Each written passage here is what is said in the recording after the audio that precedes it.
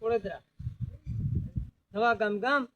ને બગસરામાં આ બધાય 30 ગામની દૂધ લાગે એટલે બધાય ગામના ભેરા થયા ખેડૂત ને હાવજ ડેરીના ગ્રાહક જ છે દૂધ દેવા માટે કાયમીને માટે 30 ગામનું દૂધ અહીં આવે અત્યારે આ સેન્ટર બંધ થઈ જાય તો અમારે 30 ગામની સુમાહું બહુ હોય કેતનભાઈ તો વરસાદનું કાંઈ બીજે ન નીકળાય બગસરા આ બધાય દૂધ દેવા આવે હવે આ રસ્તા બધાય ખુલ્લા હોય બાટવા દૂધ જવું પડે તો અમારે ગ્રાહકની બહુ વલબાણ પડે ને આ ડેરી અહીં હતી તો પછી સેવી ગામની બહુ લાભ હારામાં હારો હતો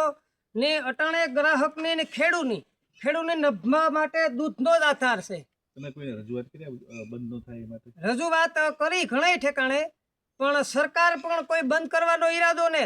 પણ આમાં જે કંઈ બીજું હોય ઈ ભગવાન જાણે ને અમારે આ દૂધ માથે જ નભાવશે કેતનભાઈ અમારે અટાણે ખેતીમાં કંઈ રહ્યું ને અમારે અટાણે પશુપાલક માથે જ ખેડૂત મિત્ર બધાય નભે ને આ ડેરી બંધ થાય તો